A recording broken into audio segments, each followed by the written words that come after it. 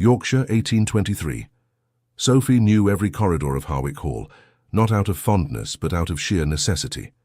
She had learned that a silent duchess drew less attention and that walking with an air of purpose offered some protection from the loneliness that breathed through those stone walls.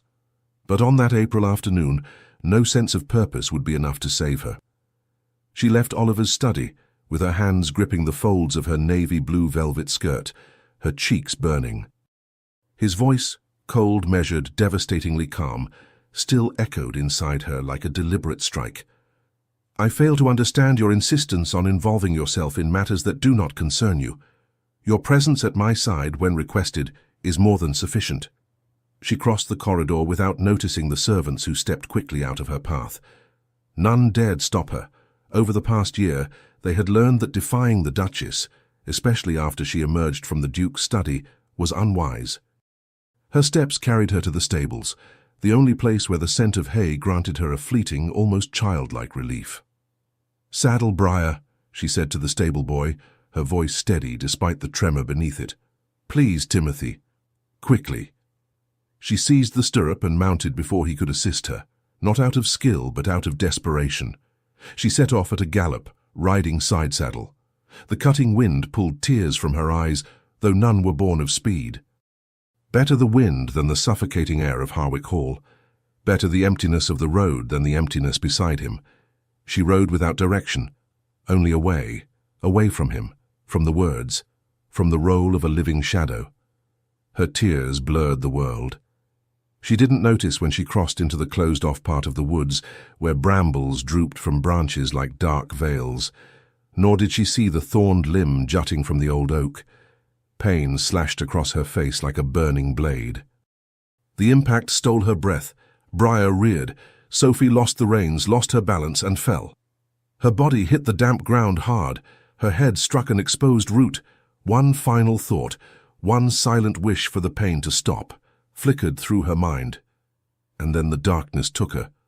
Briar bolted with a frightened cry. The forest fell still. Sophie remained where she had fallen, motionless, blood streaking her cheek as the sky darkened, and the first drops of rain began to fall. Forgotten, just as she had always feared. Before we continue Sophie and Oliver's story, leave a like if this tale has already touched your heart. Subscribe to the channel so you don't miss any of our stories, and tell me in the comments, from which city and country are you watching us? I love knowing how far our tales travel. Now enjoy the rest of today's story. Sophie Harwick, née Kenley, became a duchess at 21 through an arrangement between families. Her father, a modestly endowed earl, saw in the marriage a solution to long-standing debts. She, however, saw hope, perhaps naive, but earnest. 2 years later, that hope had withered like flowers left too long in the shade. Oliver Harwick, Duke of Harwick, was everything expected of an English aristocrat. Educated, disciplined, impeccable in manner. He managed his estates with precision, fulfilled every social duty without fault, and treated his wife with a courtesy so flawless it felt distant. He was not cruel. He never raised his voice. He simply never seemed to see her, not fully, as though Sophie were just another piece of the elegant furniture of Harwick Hall. Their marriage had settled into a quiet arrangement, restrained dinners, lukewarm conversations about the weather, separate bedrooms, and expectations buried deep. Sophie had tried to believe that time would be enough for him to notice her, but time only deepened the silence. She sought refuge where she could, in books, in the gardens, and most of all, in the discreet rides across the estate lands. The habit was tolerated only because it stayed far from the eyes of a society eager to judge. Out there, among trees and wind, she could breathe without weighing every gesture. The servants knew this routine. They knew that when the air of Harwick Hall grew too heavy, the Duchess would saddle Briar and vanish for hours. She always returned calmer, more gathered, more capable of bearing the burden of being unseen in her own home. But on that April afternoon, something would break for good. Because Sophie would not return the same, and Oliver Harwick, the Duke who had never allowed emotion to dent his armor, would discover that certain losses can turn even the most unyielding men into desperate ones. Chapter 1. The Weight of Silence. Oliver had remained in his study for hours after Sophie left. The columns of numbers no longer made sense, yet he kept his eyes fixed on them, as if work alone might bury the unease spreading through him, as it always had. The afternoon light was fading when someone knocked. "Come in," he murmured, without lifting his gaze. Mrs. Holloway entered with measured steps. The rigid way she held herself made his brow tighten. "Has something happened? Forgive the intrusion, Your Grace, but—" The housekeeper's voice faltered. "The Duchess has not returned." Oliver finally looked up. "What do you mean?" "She went out riding shortly after leaving your study. That was nearly 3 hours ago. Timothy is worried. The rain is getting heavier, and Her Grace never stays out past dusk." 3 hours. Sophie, alone, after what he had said. Something sharp tore through his chest, a dry, unexpected jolt, and he stood so abruptly his chair nearly toppled. "Tell Timothy to ready my horse, now, and gather every able man, lanterns, ropes, anything we have." Mrs. Holloway nodded once and hurried down the corridor. Oliver followed her, the house erupting around him, running footsteps, raised voices, doors slamming open, yet he kept going without a coat, without gloves, without the composure that had always been his armor. Even he was startled by the fierce urgency burning under his skin. It had been so long since he'd felt anything like it that he barely recognized his own body. In the stables, Timothy was already fastening the saddle onto the black stallion. 3 other men were mounting in tense silence: Harlan, the head steward, Paul, the gardener, and a red-haired boy trembling more from fear of the Duke than from the storm. "She rode east, Your Grace, as she always does when—" Timothy hesitated. Oliver understood, and waited for nothing more. He mounted in one swift motion and shot forward into the thickening rain. The men followed with swinging lanterns, their yellow light fighting the wind. "Your Grace, mind the ground," Harlan called behind him. But Oliver rode as though his own life depended on speed. "Sophie!" he shouted, trying to cut through the roar of the storm. Only the wind answered. The group spread out behind him, scattering through the woods in a wide formation. Lanterns flickered between trunks, voices called her name, branches snapped under frantic hooves. Oliver pushed deeper, into her refuge, where the oaks arched overhead like a great cathedral, until something broke through the darkness. Briar, alone, shaking, his reins dragging. The world froze around him. "Lord Harwick!" someone shouted, but Oliver was already dismounting before the stallion had even stopped. Mud rose around his ankles as he ran, calling, "Sophie!" Sophie! He saw the navy velvet first, caught in the dark leaves, then her still hand, and then her face. He dropped to his knees. Blood mingled with the rain, tracing the cuts along her brow, her eyelids, the delicate face he had always seen from afar, never truly seen at all. Her chest rose and fell in a rhythm far too weak. "No!" His voice broke for the first time in years. "Not like this?" 2 of the men reached him and halted, struck silent by the sight. With hands he barely recognized as his own, he removed his cloak and wrapped it around her. She was light, far too light, and cold beneath the relentless rain. "Sophie, please," he whispered into her soaked hair, "don't close your eyes to me. Not today." She didn't respond. He lifted her into his arms, so light she felt made of air, and staggered a few steps toward his horse. But with the heavy rain and slick ground, he knew he couldn't mount with her alone. Harlan stepped forward at once. "Let me help, Your Grace." Oliver didn't answer, only nodded, jaw locked tight. Harlan steadied the horse while Timothy came to the other side. Together they raised Sophie with utmost care. Oliver mounted first, settling into the saddle, and then the men passed her up to him, supporting her shoulders and legs until she rested safely against his chest. His arms closed around her instantly, shielding her as if the smallest jolt might harm her further. "Hold her tight, my lord," Timothy said, breathless. "I won't let her go," Oliver replied, his voice low, almost a vow. He seized the reins. The stallion surged forward through the storm, and Oliver rode back toward Harwick Hall as though time itself were collapsing behind them. When they reached the estate, the courtyard was alive with movement. Lights, voices, towels, the housekeeper calling for the doctor. But Oliver didn't allow anyone to take Sophie from his arms.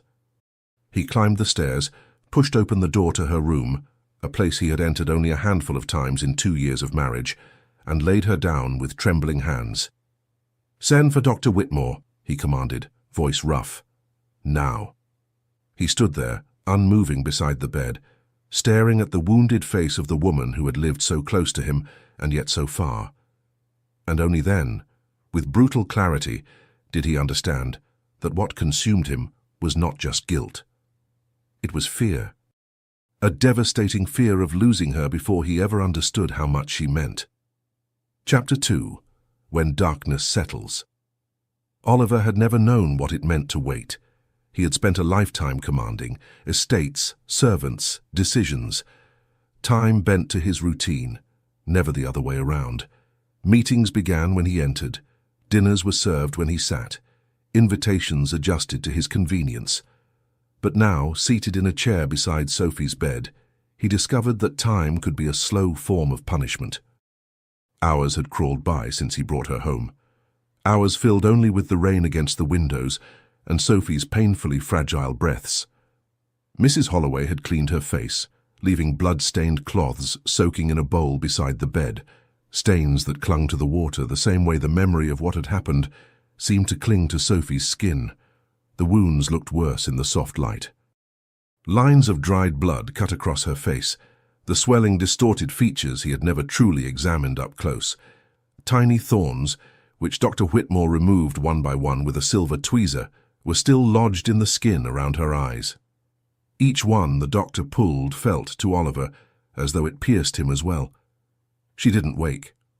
"A serious blow to the head," Dr. Whitmore said, shutting his worn leather case. "The fall was violent.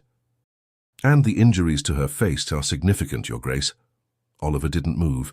He waited, needed something, anything to undo the dread solidifying inside him. The doctor continued gently. "Beyond the cuts, she suffered other impacts. Her left ankle is badly swollen, a severe sprain, possibly a small fracture. It will be painful when she wakes. There are also extensive bruises on her hip and ribs. Her breathing was unsteady when I arrived, which suggests a contusion." Oliver felt his stomach sink. "And her eyes?" he asked, voice low, strained. The doctor hesitated, an unusual sign. "The eyelids were deeply cut by the thorns. There is risk of infection, and if the more delicate parts of the eye were affected, her vision may be compromised." The floor seemed to shift beneath him. "What?" "I can't say anything with certainty until she wakes," the doctor answered patiently. "The body withdraws after such a shock. She may wake in a few hours or only tomorrow. Until then, keep the room dim. Any bright light will cause pain. A fever may also come. She was far too long in the rain." When the doctor left, silence settled over the room again. A living, merciless silence that seemed to watch every fragile breath she took. Oliver looked at his own hands, hands that signed contracts, managed lands, lifted glasses at hollow dinners, hands that had rarely ever touched hers. Now they trembled. The afternoon returned to him like a blow. Sophie entering his study, hesitant, holding reports on the village school. Speaking of the children, of water leaking through the roof, of how important it was to help. And he, never lifting his eyes. Then the sentence, so sharp that it now cut inward. "Your presence at my side, when requested, is more than sufficient." He pressed a hand to the window frame, bracing himself as if the world were shifting beneath him. She had left because of him, had ridden with tears he never saw, had fallen, torn her face, injured her body, might lose her vision, because of him. And for the first time in years, the Duke of Harwick had no answer for himself. Only guilt, only fear, only the echo of what he had done. His hands pressed harder against the sill. He had never been a man of faith, went to church out of tradition, not devotion.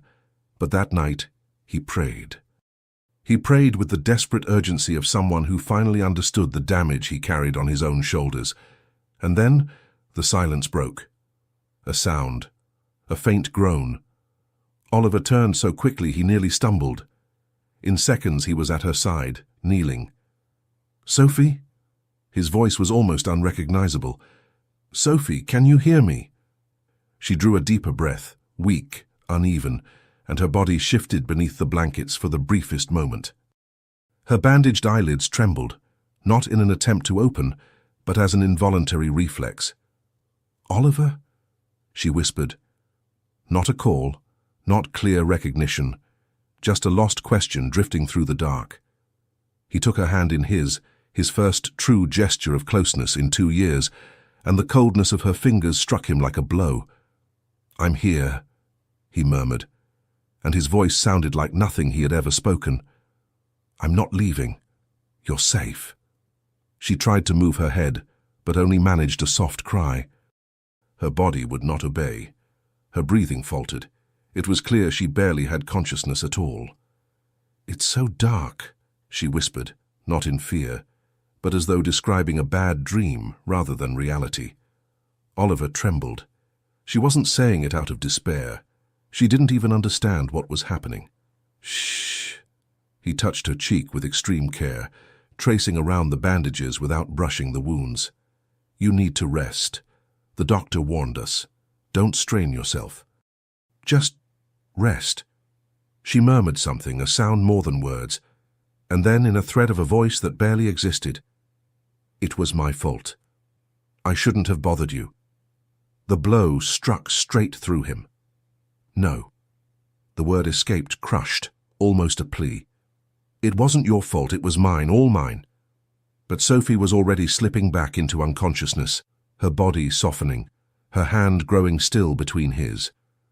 Those words, that apology she should never have spoken, faded along with her. Oliver remained beside the bed, holding her hand as if it were the single fixed point in a collapsing world, and for the first time in as long as he could remember, he allowed himself to truly look at Sophie. He noticed the delicate curve of her chin, the way her dark hair loosened across the pillow, the frailty of the hands he had barely touched in 2 years. Every detail he had failed to see, not for lack of opportunity, but for willful blindness, now looked precious. Painfully, unbearably precious, and there in the heavy quiet of the room lit only by a dim lamp, a truth struck him with brutal force. He had lost her long before the accident, and now he feared, with a depth he could hardly admit, that it might be far too late to find her again. Chapter 3. The Weight of Pain. Sophie woke to pain. Not one pain, but many. Layers of it, stacked and competing across every inch of her body. Her face throbbed like fire beneath the bandages. Her left ankle pulsed in a deep, relentless rhythm. Her ribs burned each time air tried to enter her lungs. Her hip felt like one enormous bruise. There was a faint memory of having woken before. Voices, a touch, a sentence drifting like wind. But it all came muddled like a dream smothered in fog. Instinct pushed her to open her eyes, yet the firm bandage across them prevented even that small attempt. Still, the effort alone unleashed a slicing agony, as though something inside her eyes had been pulled raw. A cry escaped before she could stop it. "No!" Oliver's voice came at once, steady but gentler than she had ever heard it. "Sophie, don't try to open your eyes, and don't touch the bandage. The doctor said forcing them will only make it worse. Breathe slowly, slowly." Breathing hurt. Breathing felt like punishment. She gasped, trying to obey, but each inhale tugged at something in her ribs, drawing a sharper protest from her body. "What?" The sound barely formed. "What happened to me?" The silence that followed wasn't hesitation. It was careful. "You fell," Oliver said quietly, "in the woods, and you fell hard. The doctor's been here all night." "Sophie, you're badly hurt." The memories returned in fragments. His words, the rush to escape, the cold wind, the branch lunging toward her, the horse rearing, the ground rising too fast, the pain. And then nothing. She tried turning her head, just a little. Her neck rebelled. Her ribs felt as though they splintered. Her hip screamed. A pained whimper slipped out. "Don't move," Oliver pleaded, and there was a muted panic in his voice. "Please, Sophie." "Not yet." "I need to see—" "Your eyes are bandaged," he said, coming closer. Your face was struck by thorns. The doctor cleaned everything, but you can't try to open your eyes yet. Any light would be unbearable. Sophie wanted to touch her own face, just to understand. But when she tried lifting her arm, her ribs seized with such force she nearly lost her breath. Oliver was at her side in an instant, his hand covering hers. "Where does it hurt?" "Everywhere," she whispered, and tears slipped beneath the bandages. He drew a long, steadying breath, as if gathering the courage to continue. "Sophie, it wasn't just your face. Your ankle is likely fractured. Your ribs are badly bruised. Your hip took a severe blow. You won't be able to move on your own for weeks." She felt the world narrowing around her, like the darkness already surrounding her was closing in. "How long?" she murmured. "We don't know yet. We need the swelling to go down first, and your eyes, we can only assess them later." Silence. A heavy silence, full of everything neither of them could say. "I'm thirsty," she managed. Oliver moved. She heard him pour water, the faint metal scent of the cup, the creak of the mattress as he lifted her with agonizing care. The pain surged when her body shifted. She cried out and hated the sound. "I'm sorry," he said, and his voice broke. "I'm sorry, I'm so sorry." She knew he wasn't apologizing for the movement. "It wasn't your fault," she murmured, a reflex more than a truth. "It was," he said instantly, his fingers tightening around hers. "You wouldn't have fled like that if I hadn't. You wouldn't be here hurting if not for me." Sophie wanted to deny it. She couldn't. "I'm tired," she whispered, letting the admission fall heavily between them. "I know." He released her hand slowly. "I'll stay right here. If you need anything, call, anything at all. You don't have to—" "I'm staying," he said again, leaving no space for argument. She sank into the mattress, lost between pain and exhaustion. Sleep found her quickly, or perhaps she fainted. She couldn't tell anymore. When she woke again, her body protested every breath, but another need, simple, human, unbearably humiliating, cut through everything else. "Oliver?" she called, her voice small. He answered immediately. "I'm here. I need to—" She stopped, burned by shame. "I need to use the—" She couldn't finish, but he understood. "I'll fetch Mrs. Holloway," he said, his voice carefully gentle, almost respectful. Footsteps, a door, hushed murmurs. Mrs. Holloway entered with a young maid. "It's all right, Your Grace," the housekeeper said, her tone almost maternal. "We'll help you, slowly." And they did. It was awful. The pain, the exposure, the helplessness of a body that refused to obey. Hands supporting her because she could no longer support herself. By the time they settled her back into bed, Sophie was crying.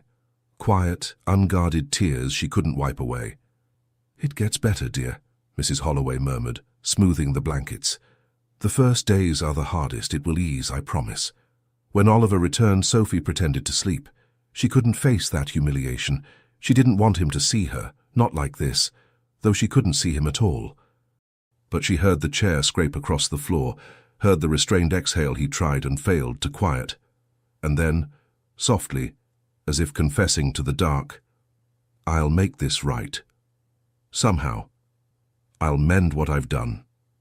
Sophie lay still in the darkness, letting one fragile thought slip through the pain. How do you stitch together someone who's already been broken apart?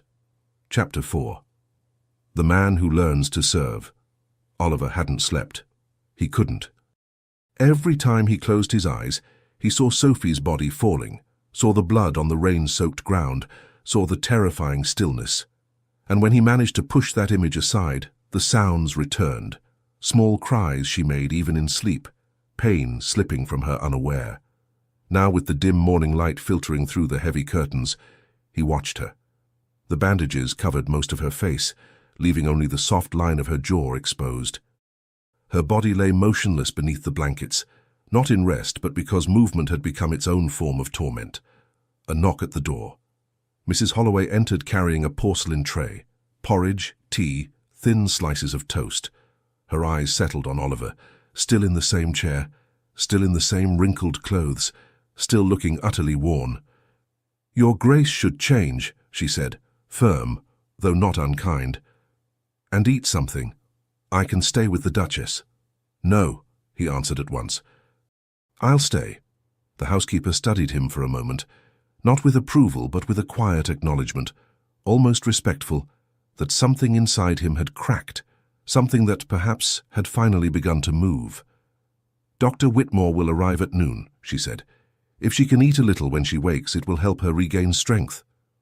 When Mrs. Holloway left, Oliver stared at the tray as if it were a puzzle he had never been taught to solve. Feed her, something a husband would do. Something he had never truly been. A faint groan tore through the silence. Oliver stood immediately. "Sophie, are you awake?"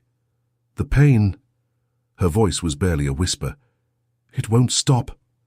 Something clenched inside him, a quiet kind of desperation, the sort of helplessness no title, no influence, no wealth could fix. "The doctor left laudanum," he said, picking up the bottle. "It will help. But first, you need to eat a little. Just a little." "I can't move," she murmured. "I'll help you." He reached for the bowl, tested the temperature, then sat beside the bed. "I'll lift you slowly. Tell me if it's too much." She didn't answer, only released a short, fragile breath that might have been fear. Oliver slid an arm beneath her shoulders. His hands, made for signing contracts, not holding people, trembled. As he raised her, he felt her whole body stiffen, felt her breath seize in her chest. "Slowly," he whispered, almost to himself. "Slowly, Sophie." He eased her against his own chest, becoming her support. The tremor running through her was light, but devastating. He brought the spoon to her lips. "Small bites," he murmured. "No rush." She opened her mouth. She accepted. It hurt to watch her strain to do something so simple. Each swallow seemed to drain her strength. After half a bowl, she whispered, "Enough, please, no more." "Of course." He laid her back down with utmost care. Yet she still cried out, and the sound tore something inside him. He prepared the laudanum. She drank. Minutes later, her breathing eased. Her body softened, surrendering to the temporary relief. Oliver remained beside her, still as stone, guarding her sleep as though it were something sacred. Only when he was certain she couldn't hear him did he whisper, "I don't know where to begin, but I'll learn. I'll be here. For everything. For whatever you need." A knock. Mrs. Holloway returned with 2 maids and a steaming copper bath. "The doctor instructed that she be washed," she explained, "to prevent infection." She paused, studying Oliver. "It may not be appropriate for your Grace to remain." "I will stay," he said, rising. "And I will help." The silence that followed was heavy, not with disapproval but surprise. "Your Grace." "She is vulnerable," the housekeeper said gently. "Perhaps it would be better—" "I am her husband," Oliver said, calm and steady, "though I have never acted like one. Let me learn now." Mrs. Holloway watched him for a long moment, searching his face, and she found what she needed. "Very well," she said. "But follow my instructions exactly." What followed was a lesson in humility Oliver would never forget. Under the housekeeper's careful guidance, he learned to remove Sophie's clothing without disturbing her injuries. He learned to wash her with warm cloths, avoiding the deep bruises, to clean the skin around her bandages without pressing the cuts, to pass fresh cloth between her fingers, along her arms, over her shoulders, keeping everything as dignified as possible. And with each gesture, he discovered something new and quietly devastating. He did not know his own wife's body. Yes, they had consummated the marriage, duty required it, and sometimes he crossed the adjoining door in silence, fulfilling what was expected of a duke. But those formal encounters had never taught him the truth of the woman sleeping beyond that door. He hadn't known the weight of her in his arms, or the warmth of her skin, or that she had a tiny birthmark shaped like a crescent on her left arm, just below the elbow, or the way her breath hitched when pain crept through her ribs. And he realized it all far too late. When they finished, Sophie slept deeply, clean, cared for, with fresh bandages and her nightgown arranged with gentle hands. Mrs. Holloway smoothed the final blanket and said, "Your Grace did well. Now rest." She'll need you strong when she wakes. Oliver hesitated, as if stepping out of that room might somehow betray her. But at last he nodded. He walked back to his own chambers, a distance he'd considered reasonable, even convenient, for 2 years. Now it felt like an abyss. A quick wash, clean clothes, a piece of bread swallowed without taste. He returned in less than an hour. When he entered, he found her sleeping. Slow breaths, hands still on the blanket. Oliver took his place again in the chair beside her, and there, watching her bandaged face, he finally understood. For 20 years he had been a duke, for 2 years a husband only in name. But for the first time in his life, he knew with absolute certainty where he belonged, at her side, and never anywhere else. Chapter 5. Between Light and Shadow. Sophie surfaced as though rising from a deep lake. It wasn't relief. It was the heavy haze laudanum left behind, a strange middle ground where pain felt distant yet alive, lurking, waiting for the slightest movement to strike again. Voices drifted nearby. Oliver. And another voice, low and steady. Dr. Whitmore. I need to examine her now that she's more stable, the doctor was saying. The injuries on her face are my greatest concern. If there's any sign of infection— There isn't, Oliver cut in, tense. I checked the bandages this morning. They're clean. A brief silence followed. You've been tending to her yourself, Your Grace? The doctor asked. Yes. Another silence, heavier. Sophie could almost picture the doctor's expression, restrained surprise, perhaps even reluctant respect. Dukes commanded. They didn't care for their own. The mattress dipped as he approached. Your Grace? Dr. Whitmore called softly. Can you hear me? Yes, she murmured. Her voice sounded distant, as if it belonged to someone else. Good. I'm going to examine you. We'll start with your ankle. It may hurt, but I'll be as gentle as I can. His cool, professional hands touched her ankle over the blanket. Even that slight pressure sent a sharp blade of pain through her. Sophie held her breath without meaning to. Still very swollen, the doctor murmured. I need a clearer look. I'll uncover your leg now. Cool air brushed her skin. Fabric shifted, then the firmer touch of examination, methodical, unavoidable. She bit her lip until she tasted metal, trying to hold back a cry. A severe sprain, Dr. Whitmore concluded. I don't suspect a fracture, but the ligaments are badly strained. She must not put weight on it for at least 3 weeks, possibly 4. 3 weeks. The number dropped like a stone in her chest. And her ribs? Oliver asked. Let's see. His hands moved, pressing along her ribs through the thin nightgown. At the second touch, Sophie couldn't help it. A sharp, broken sound slipped free. Significant contusion, he said. And from what I can tell, 2 cracked ribs. There's little to be done besides rest and avoiding any sudden movement. Deep breaths, laughter, coughing. They'll all hurt for several weeks. How long? The question left her before she could stop it. 6 weeks for proper healing, he answered. Perhaps 8. 6 weeks. The world felt smaller. He moved toward the head of the bed. Now the most delicate part, he said, his voice lowering. I'm going to remove the bandages from your face. Then I'll need you to try to open your eyes, just a little. If the pain is too much, stop. Her heart thrummed faster. The bandages loosened one layer at a time, as though someone were unveiling a hidden truth. Air touched her damaged skin. Even the slightest breeze felt like fire. The doctor made a brief, assessing sound. Clean. No sign of infection. Whoever tended these wounds was very careful. It was me, Oliver said quietly. Something warmed inside her, soft, faint, but real. The cuts are beginning to close, the doctor continued. She will have scars, especially on the eyelids, small but visible. They may lighten with time. Scars. A duchess with marks on her face. A woman in a world that judged everything by what it could see. For a heartbeat, Sophie wondered, too afraid to think the whole question. How will Oliver look at me now? Now, Your Grace, the doctor said gently. Try opening your eyes. Slowly, only as much as you can bear. She drew in the shallow breath her ribs allowed. That alone hurt. Still, she tried. Her eyelids felt glued shut. She forced them to lift, millimeter by millimeter. Sharp pain, burning, a sliver of space. Light, not shapes, not clear colors, just brightness, white, intense, almost cruel. But it was light, not the suffocating void she feared.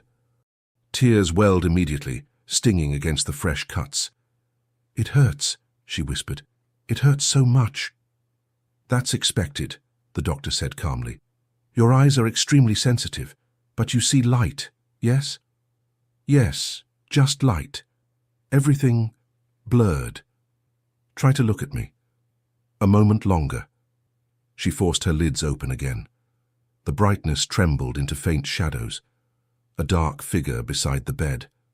The doctor. Another to the side, taller, rigid, outlined in a way she would have known even without sight. Oliver. She tried to focus on him, but it was like staring through fogged glass. "I can't see properly," she said, and panic clawed at her words. "It's all hazy." "That's normal," the doctor assured her. "There's swelling, cuts, sensitivity. But your eyes respond to light and direction. That's an excellent sign. I see no indication of internal damage." "It will return?" Oliver asked. "Immediate. Taut." "I believe so," the doctor replied. "With time. 3, perhaps 4 weeks until her vision clears. Until then she must keep her eyes covered most of the time. Bright light is the enemy for now." Sophie closed her eyes again, relief and despair knotting together. She wasn't blind, but she wasn't whole either. The bandages returned, layer after layer, bringing her back to the darkness that had felt like a threat, but now, strangely, felt like shelter. "You can rest your eyes now," the doctor said kindly. "You did well." Oliver exhaled deeply. "And the rest?" he asked. "How long will she remain like this?" "The ankle. 3 to 4 weeks without weight," the doctor explained. "The ribs. 6 to 8 weeks until the pain truly eases. The eyes. 3 to 4 weeks until vision stabilizes. During that time, she'll need help with nearly everything. Walking, sitting, eating, even moving safely around her own room." Each word was another weight. Dependence, vulnerability, time. "I understand," Oliver said at last. "I'll handle it."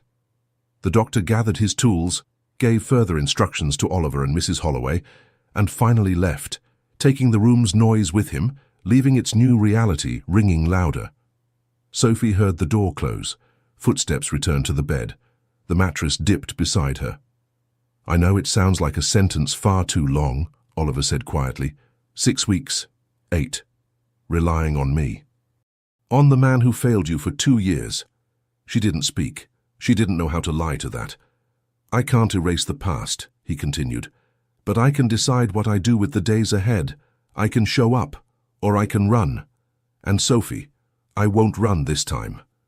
She felt his hand touch hers, hesitant, almost asking permission.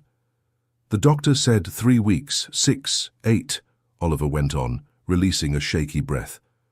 "To me, it doesn't matter how long. I'll stay. For every meal, every bandage, every difficult night. I won't leave you to the house and hide in my study." Sophie wanted to tell him she didn't believe it, that this was only guilt, that when she could see again, when she could stand again, things would return to normal. But the truth was, she wanted, desperately, to believe him. Her fingers moved, tentative and small, and closed around his. A fragile gesture, but hers. "All right," he murmured, as though that slight squeeze were the first true light after years of shadow. "Then we'll start here, one day at a time." In the forced darkness behind the bandages, Sophie allowed herself one question she would never say aloud. What if, in this space between light and shadow, they finally learned to see each other? It was a dangerous hope, but that morning, not even pain nor fear managed to chase it away. Chapter 6. The Distance That Shrinks. In the days that followed, Oliver discovered something. Caring for someone was an act of surrender.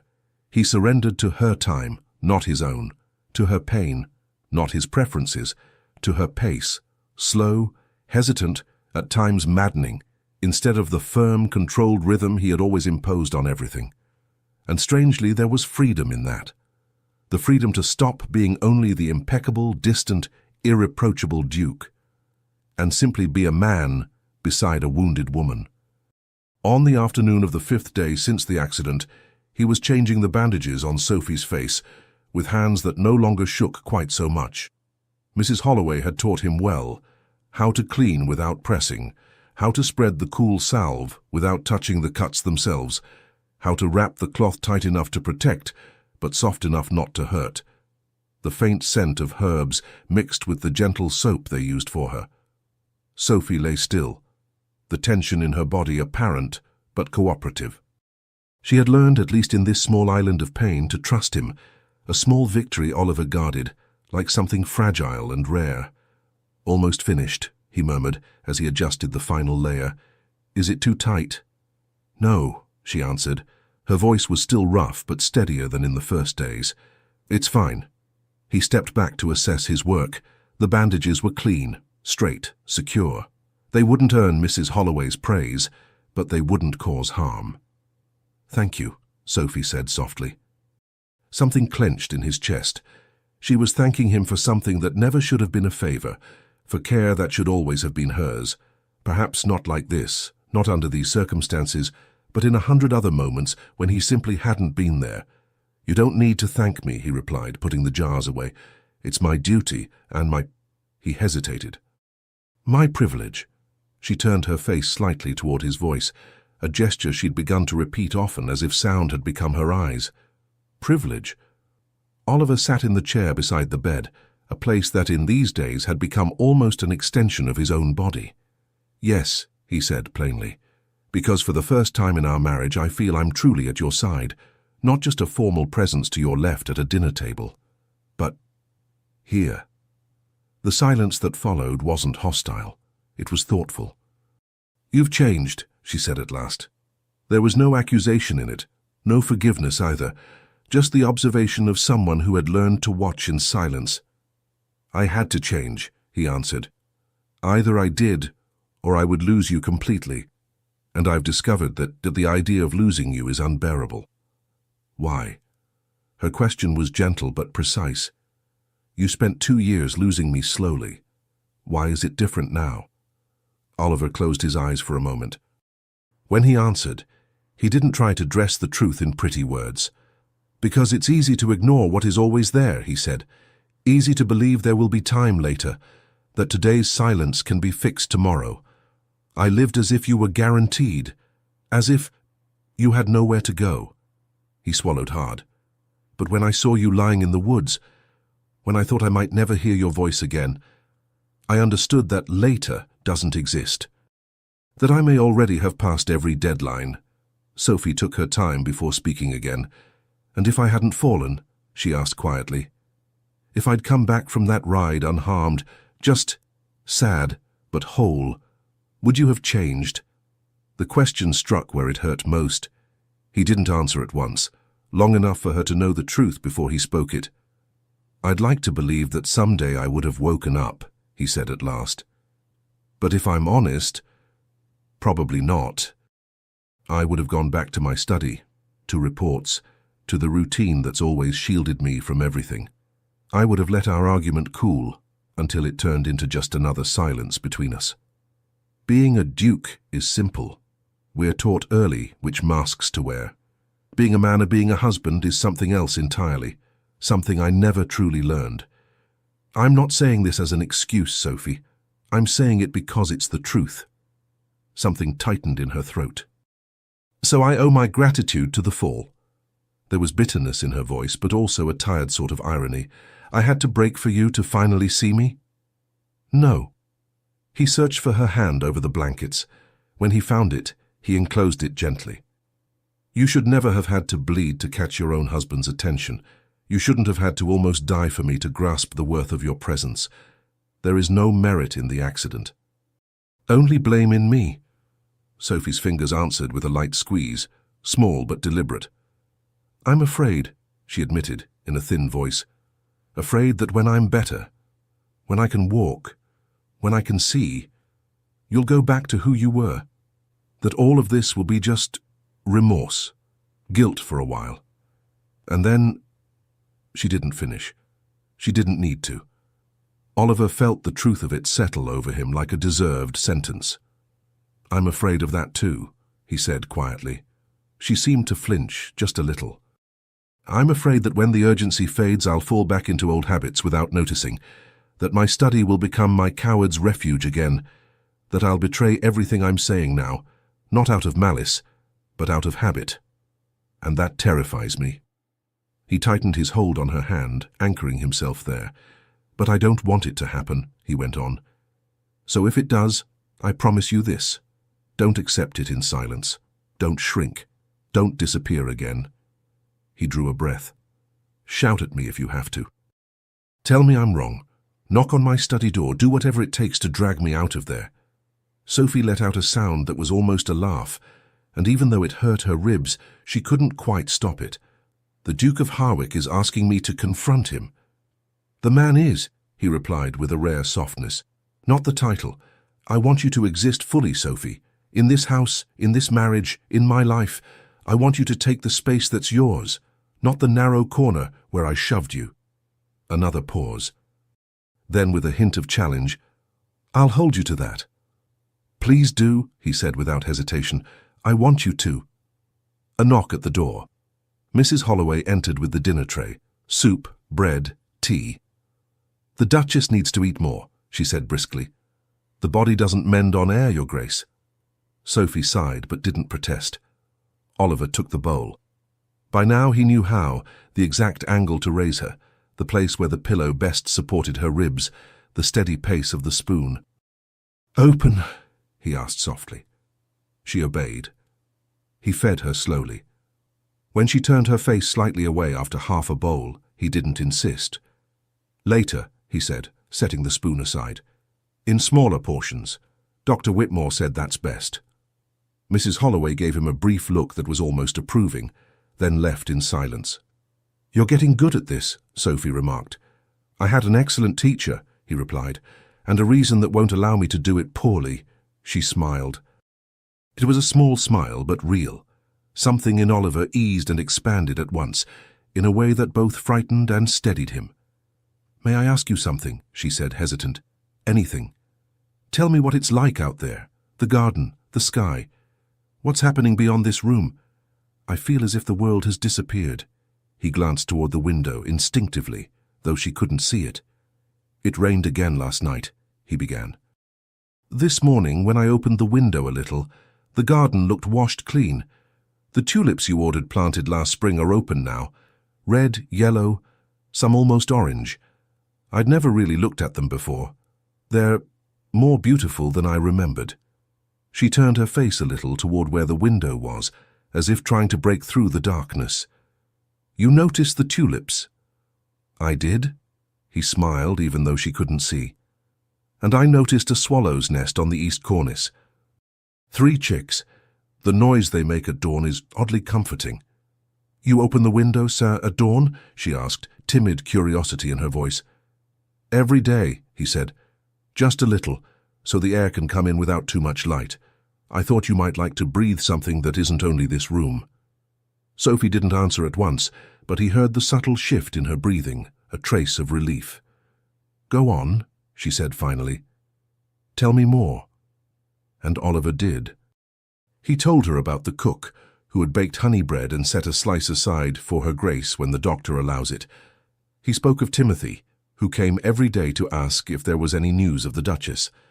He described the wildflowers Mrs. Holloway placed on the small table, never roses, because she knew Sophie found them too pompous. As he spoke, Oliver realized something simple and staggering. He was learning to see. Not just tulips and swallows, but people, gestures, the small movements of a world that had always circled around him while he walked through it blind, shielded by his own routine. When Sophie finally drifted to sleep, not under laudanum, but from sheer exhaustion, Oliver remained in the chair watching the white bandages over her eyes, And in the middle of the guilt and fear, he felt a strange kind of gratitude, not for the pain, never for the pain, but for the unexpected chance to begin again, for the rare, undeserved opportunity to one day become the husband she had always deserved, and that he until now had never known how to be. Chapter 7. When the Heart Recognizes. Sophie woke with less pain. It was still there, in the steady throb of her ankle, in the complaint of her ribs with every deeper breath, in the raw sensitivity of her face beneath the bandages. But there is a difference between pain that consumes and pain that coexists. The first devours, the second becomes a stubborn presence one learns to negotiate with. In the last few days, Sophie had been living with the second, and there was another change, far more dangerous. She woke not fearing the day, but waiting for it. Because Oliver would be there. For 14 days, counted almost against her will, he had kept every promise. He fed her 3 times a day, changed her bandages with hands growing steadier. Read to her every afternoon, poetry, novels, even a treatise on botany that went on for pages about lichens and made her laugh, asking if the author had nothing better to do. He described the world outside with care, the garden, the sky, the servants, and more than anything he stayed. Not just present in the room but attentive. He had learned to notice when her pain increased even before she tried to hide it. He heard the change in her breathing, the way her fingers tightened in the sheets, the pauses between her words, and meanwhile the dukedom continued to function. Burton, always discreet, always efficient, brought brief reports every morning, handling what he could on his own and consulting Oliver only when strictly necessary. Oliver had discovered, with a humbled kind of surprise, that the world did not collapse if he wasn't at the center of everything. Not everything was urgent. Not everything demanded his immediate hand. And it was there, beside Sophie, that he began to see what truly mattered. It was everything she had silently wished for over 2 years, and precisely because of that, it terrified her. "Good morning?" His voice reached her before the light did, gentle the way it had become only with her. "Did you sleep well?" "Better," she replied. The pain eased. "Dr. Whitmore is coming today. It's been a week since his last visit. He may have good news about your ankle." She heard the mattress dip as he sat at the edge of the bed, then the soft brush of his fingers as he checked the bandages. "They're clean," he said. "I can change them after breakfast if you'd like." "I would," she answered. "I trust your hands." He drew a quiet breath, as if that simple sentence weighed more than she knew. He lifted her with practiced care, propping her against the pillows. The movement had become routine, yet it still left her acutely aware of how close he was, and of how completely she trusted him not to let her fall.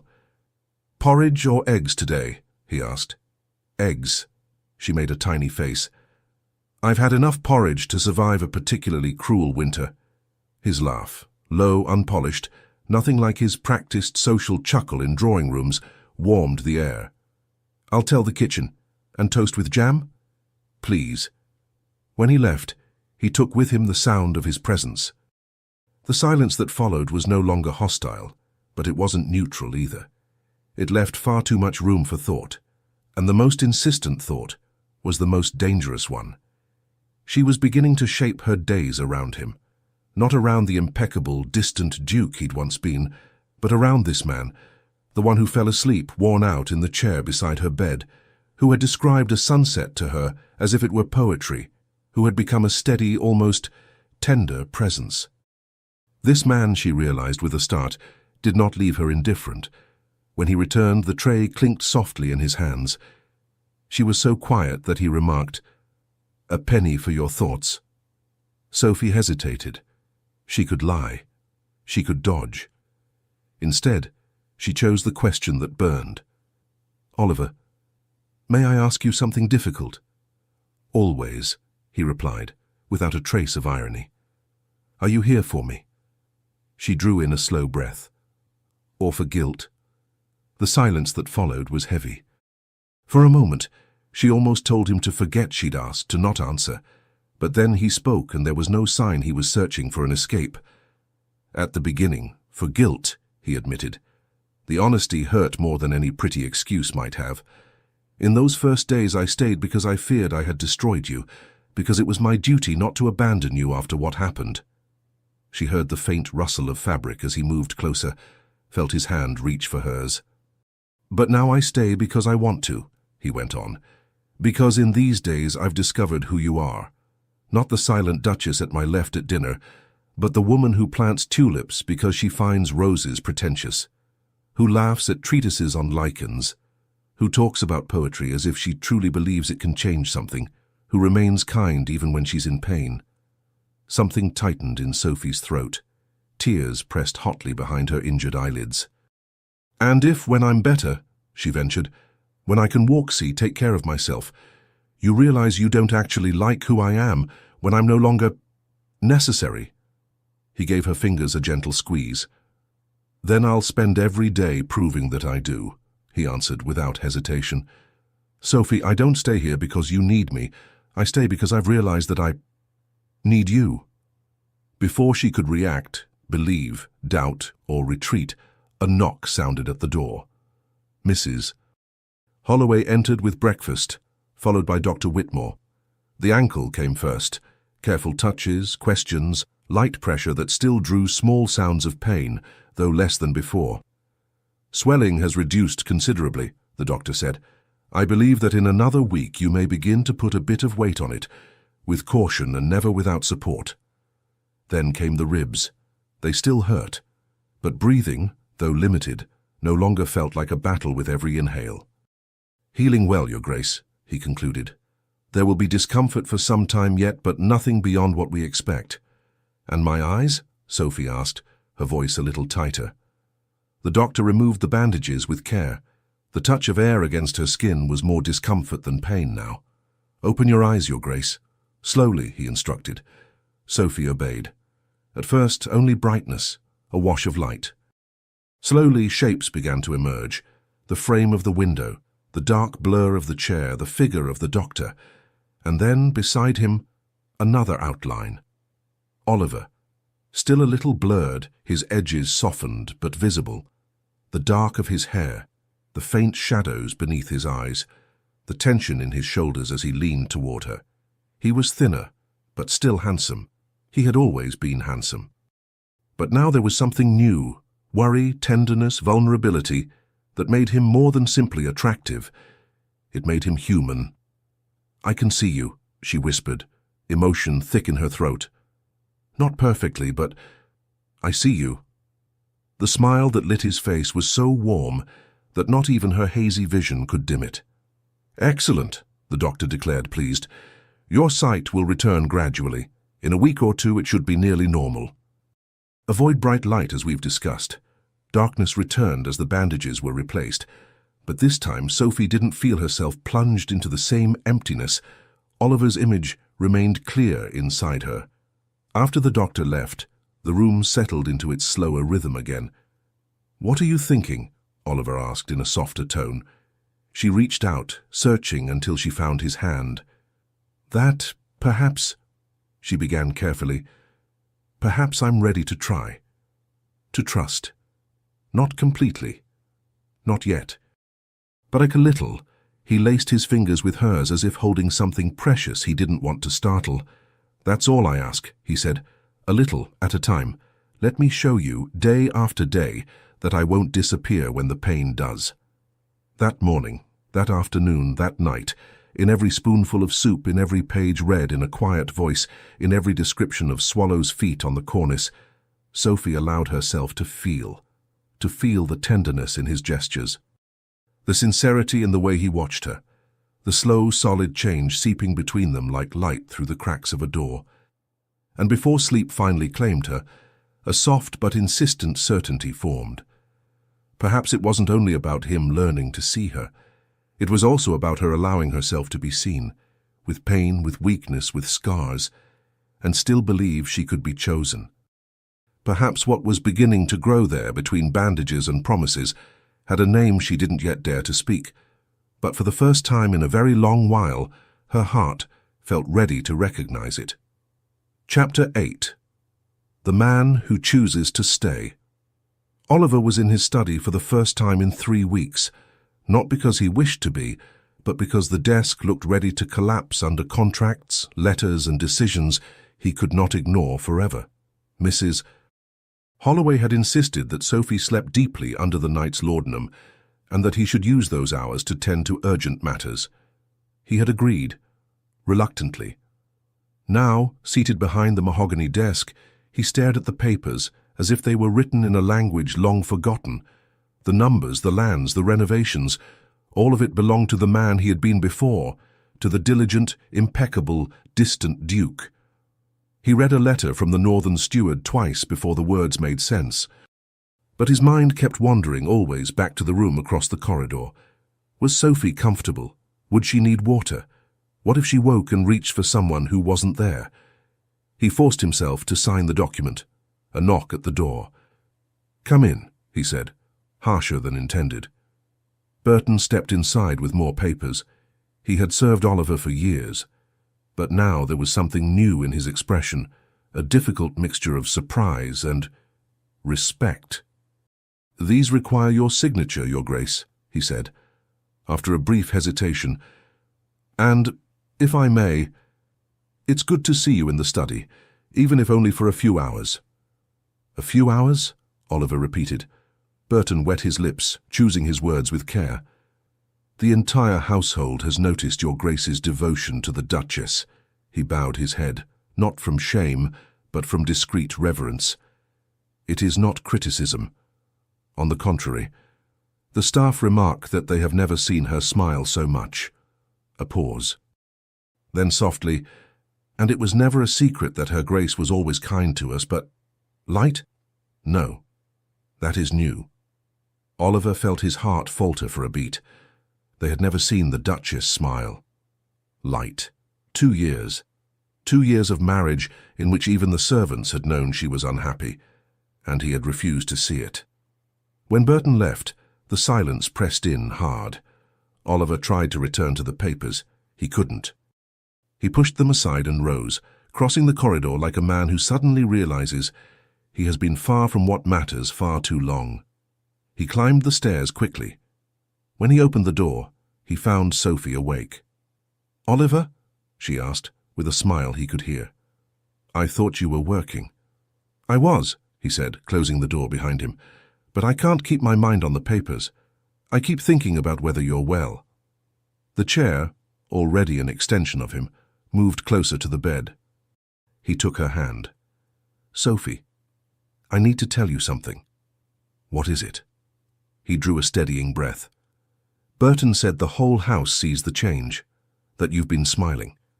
And it reminded me that for 2 years I left you so unhappy that even those who hardly saw you knew. And I didn't. Or I did, and refused to let it touch me." She began to speak, but he lifted a hand. "Let me finish." He wrapped her fingers between his. "I could blame my upbringing, the way they teach us that dukes must keep distance, that marriages like ours are alliances, not affections. All of that is true, but none of it is an excuse. I could have chosen to truly look at you, and I didn't." His voice softened. "I'm choosing now." Silence settled gently. "And I want you to understand," he continued, "I'm not here because you're injured, not out of guilt, but because I've discovered who you are." The air between them seemed to still. "Oliver," she whispered, "I'm afraid to believe it completely, afraid that when I'm well again you'll return to who you were." He leaned closer, not touching her, but letting their breaths share the same space. "When you are well," he said, steady and low, "I want to walk with you. I want to see you strong. I want to hear you laugh without pain. I want to be your ally, not your distant observer. And, Sophie, there's something more." He hesitated just long enough for her to feel the weight of his confession. "I'm in love with you, not with the perfect Duchess I pretended to see. With you, the woman who was in front of me all this time and whom I was foolish enough to overlook." The silence that followed had shape and depth. Then Sophie let go of his hand. Oliver's stomach dropped. But then she lifted both hands and reached for his face. tracing his jaw, feeling the roughness of unshaven skin, learning every line as if mapping a new land. "So am I," she breathed. "I'm letting myself fall in love with you, with the small things you do without noticing, with the way you read to me, with how gently you still change the bandages, with the man you are becoming." Her hands slid to his shoulders, tentative, warm. "But promise me, when I can walk outside without support, when my eyes can look at the world without pain, when this bed stops being the center of my days, don't go back to losing me. I don't know if I could survive that again." He caught her hands in his. "I promise. And if I ever falter, I want you to confront me. Remind me of us." Sophie nodded, small but certain. "May I?" he whispered, leaning in. She allowed it. The kiss was soft, barely a sigh. A touch full of promises and care. The kiss of a man who had learned late but truly the weight and beauty of loving someone. When he drew back, she was crying silently. "Did I hurt you?" he asked, alarmed. "No," she said, smiling through tears. "It was exactly what I needed." He gathered her gently, mindful of every rib, every bruise. Sophie rested her head against his chest and let herself be held. "No matter how long it takes," Oliver murmured into her hair, "I'll be here. And when you're well, I'll still be here, because I've discovered where my place is." "Where?" she whispered, half asleep. "By your side." And as he held her while she allowed herself to be held, Oliver understood he wasn't simply caring for an injured wife. He was building something new, something that did not come from duty but from choice. The choice to stay, the choice to begin again, the choice of her every single day. Chapter 9. When the light returns. Sophie woke and, even before opening her eyes, tried to move her ankle. Slowly, testing. Pain came, but it was no longer the vicious kind that held her captive. It was contained, familiar. She flexed her toes, drew a small circle in the air. She could do it. 4 weeks since the accident. 4 weeks that felt somehow like both an eternity and a single day stretched thin. 4 weeks of darkness, of pain, of dependence. But also, and that still amazed her, 4 weeks of discovery. She had discovered who Oliver was beneath the armor of his title. She had discovered who she became when she stopped shrinking into herself. She had discovered that a marriage could be rebuilt, even after nearly collapsing. "Good morning," Oliver's voice, so familiar now it felt like part of the room itself. "How are you feeling?" "Different," she replied, without adornment. "My ankle. I moved it." He came to her at once, sitting on the edge of the bed. "Did it hurt?" "It did. But it's a pain I can bear." "Dr. Whitmore said we could try today," he reminded her, "if you feel ready." Sophie drew a deep breath. Her ribs hardly protested. "I'm ready." Oliver helped her sit up. The movement was almost a practiced dance by now, his arm firm behind her back, pillows shifted and arranged until she murmured, "That's good." Then, with utmost care, he began unwinding the bandages from her face. Light slipped in little by little. Sophie blinked. Her eyes were still sensitive, but the sting was no longer unbearable.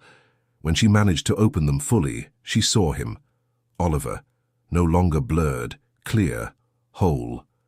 Dark eyes resting on her with a tenderness she would once have thought impossible.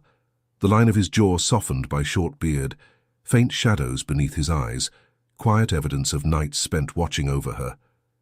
"I can see you," she whispered, overcome. Clearly. His smile seemed to bring its own light into the room.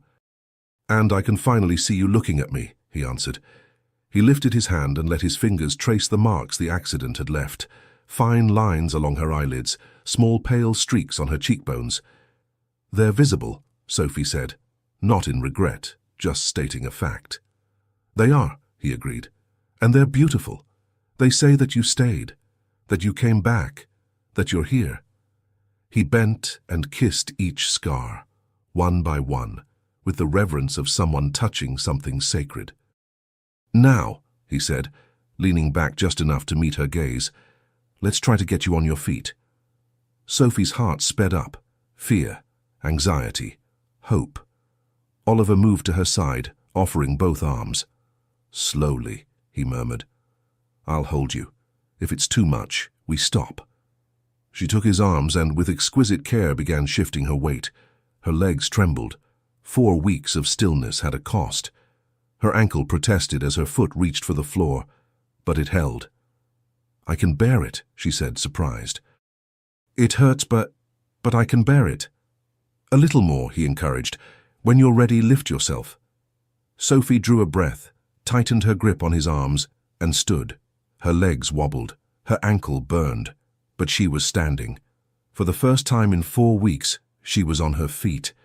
Tears came before she could stop them, not from pain, but from a relief so deep it felt like something unknotted inside her. "I did it," her voice shook. "Oliver, I did it." He held her firmly, taking much of her weight, but she could feel the floor beneath her. Solid, real. "You did," he echoed, unable to hide his pride. "You're extraordinary, Sophie." For a while they stayed like that, she upright, he beside her, steadying, witnessing. Then slowly he began to guide her. "There's something I want to show you," he said gently. "Do you think you can make it to the window? I'll be with you." Sophie nodded. Step by careful step they crossed the short distance. Each movement hurt, but each one was a victory. When they reached the window, Oliver helped her rest against the sill and stood behind her, supporting her. "Look," he said, gesturing toward the road that led to the village. She followed his hand. She saw carts, men carrying wood, bundles of tiles, coils of rope, the ring of distant hammering, voices, unusual activity for that hour. "What's happening?" she murmured. Oliver drew a breath. "Do you remember the day of the accident?" he asked. "What you came to tell me in my study?" The memory returned, raw, papers in her hands, words swallowed, humiliation, her flight.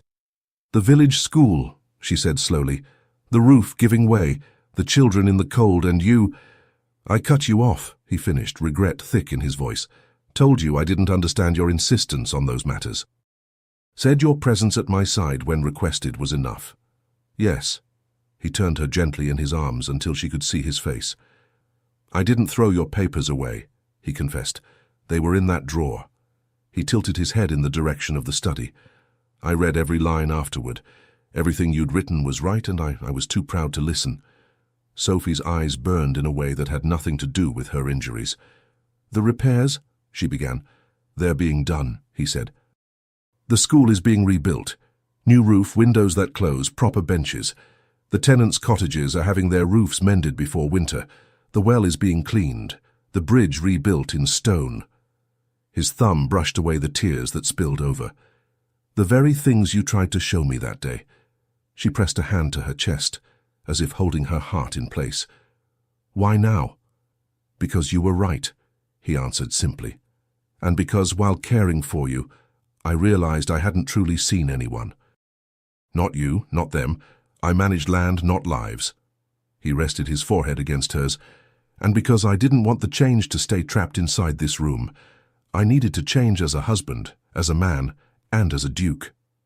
Sophie closed her eyes for a moment, letting it sink in. "Will you go with me to the school?" she asked, her voice still unsteady. "When I'm stronger?" "We will," he said, without a trace of doubt. "So they know who spoke for them first." She drew him into a kiss full of gratitude, of forgiveness, and of something she at last allowed herself to name: love. When they parted, he lifted her back into his arms and carried her to the bed with his usual care. "That's enough for today," he decided, arranging the pillows. "Tomorrow a few more steps.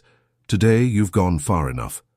"We've gone far enough," she corrected, catching his hand. He smiled. "We've gone far enough? Together."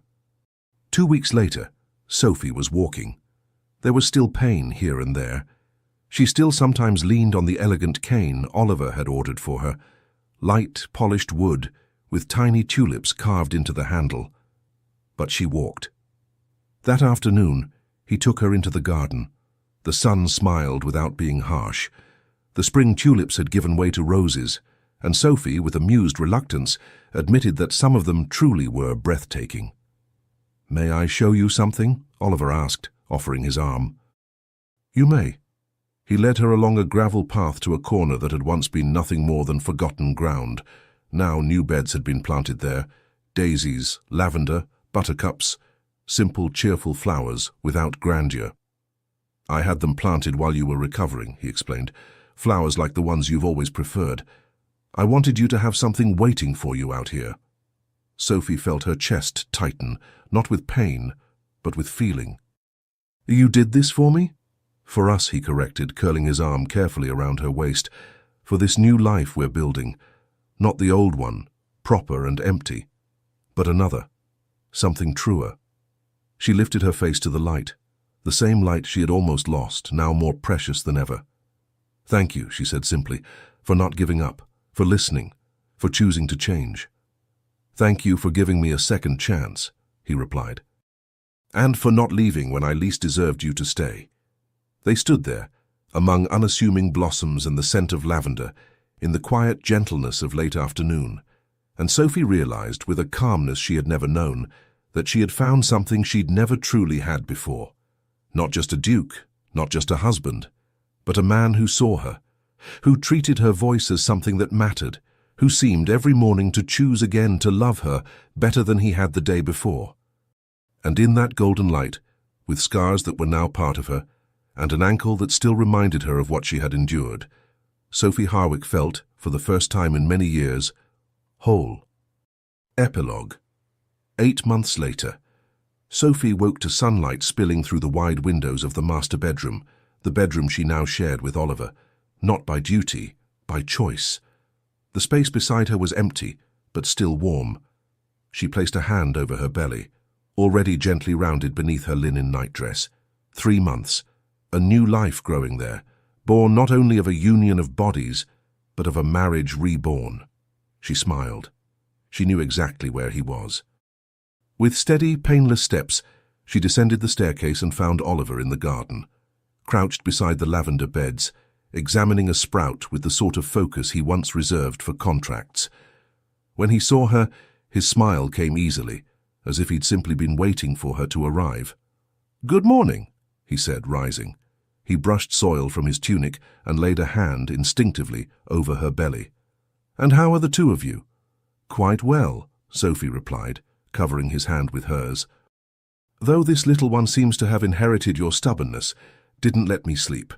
He laughed and leaned down to her stomach. "We'll make a deal, little one," he murmured. "Let your mother rest a bit." She rolled her eyes, but her smile betrayed her. "You remember today as the opening," she teased. "How could I forget?" He slipped an arm around her waist. "The school is everything we should have been from the start." A few hours later, Sophie stood before it. The school was not grand, but it was solid and bright. A new roof, wide windows, polished wooden benches, a chalkboard freshly painted. Shelves of books waited for small hands. 15 children watched her, clean faces, clothes tidied for the occasion. Sophie knelt before the smallest child, a girl of 6 with crooked braids. "What's your name?" "Mary, Your Grace." "Mary is a beautiful name." Sophie gently touched one braid. "Can you read yet?" Mary shook her head. "Not yet, Your Grace, but Mama says I will now, because of you." Something tightened in Sophie's chest, not pain, but a profound, steady joy. "Then promise me something," she said, taking the child's small hands. "When you finish your first book, come tell me which one it was. I'll want to know." Mary nodded with solemn pride, as if accepting a great mission. When Sophie rose, carefully protecting her belly, Oliver was already at her side, offering his arm. The parson gave a speech, parents offered their thanks, and the children scattered to explore their new classroom. And standing beside him, one hand linked with Oliver's and the other resting over her child, Sophie felt something she had never known so fully. She was a duchess, a wife, a woman. But above all, she was someone whose choices changed lives. Someone seen, heard, valued. Later, back at Harwick, fatigue weighed softly on her shoulders. Oliver noticed in the subtle way she leaned a little more against him. "Would you like to rest?" he asked. "I want to go to the garden first." She smiled. "Then I promise I'll lie down." They sat on the bench among the lavender and daisies, in the quiet corner he'd had prepared for her. Sophie rested her head against his shoulder. His hand settled naturally over her belly. "Thank you," she whispered. "For what?" "For listening. For acting. For the school, for the tenants, for Mrs. Turner."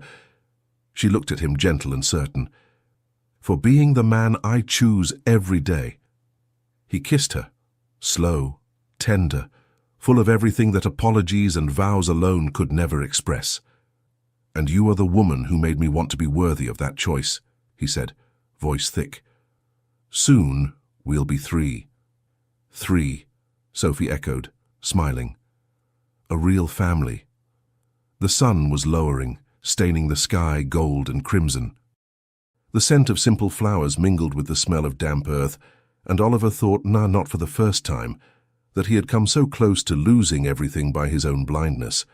But he hadn't lost it, because she had survived, because he had changed, because since then both of them had chosen, day after day, gesture after gesture, to rebuild what had once been broken. "I love you," he said simply.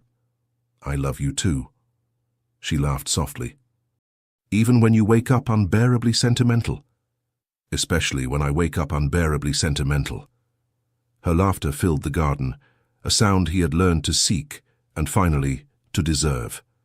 And there, surrounded by lavender and the last tulips of the season, with a new life growing between them and the quiet certainty that the future would arrive in shared steps, Oliver Harwick understood, fully and forever.